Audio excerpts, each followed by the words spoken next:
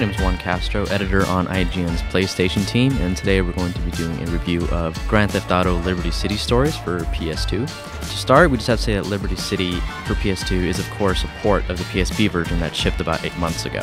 When it came out, it pretty much set a new standard for handhelds as far as software goes. Like previous GTA games, it offered a playground filled with crime, corruption, everything that you would have expected from a GTA game.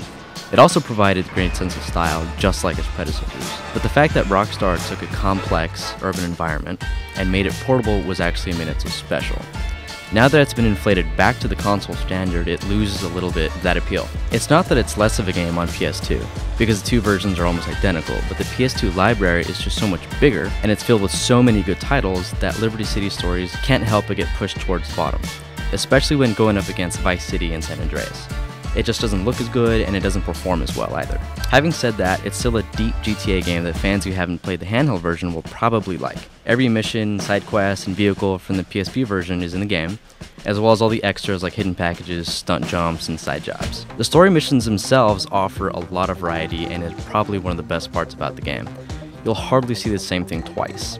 I mean, most of them do deal with killing people and blowing stuff up, but the setting and circumstances change all the time. You'll do everything from rig political elections and assassinate characters, to kidnap union leaders and escort mob bosses. Plus, it should take a good 15 to 20 hours to get through, so there's a lot of replay value there. There are no extras, though, that are specific to the PS2. Console owners get exactly what was on the PSP version. There's nothing exclusive about it.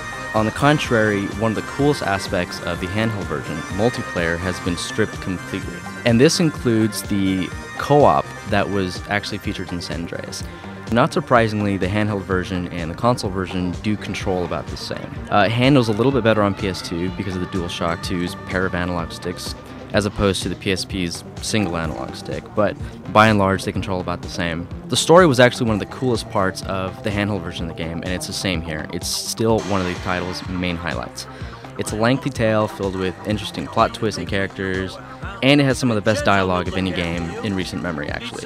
The quality of the voice acting is really good, and the direction of the cutscenes is equally impressive. It's enough to make you want to play through the game, even though it's not as polished as Vice City or San Andreas. And on a side note, fans of GTA 3 will appreciate the return of organized crime with an Italian flair. And now you're expecting me to take orders from this... Well, it just doesn't seem right. To sum up, the console version of Liberty City Stories shoots for those gamers who couldn't play the handheld version. There's really no reason to buy this game if you've already played the original. There's nothing extra. In fact, stuff has been taken away. It's still rough around the edges, but it still provides a unique experience that fans of the franchise will probably want to check out only if you haven't played the handheld version. Plus, it's a $20 game, it's going to last you more than 20 hours, so you certainly get a value for what you're spending.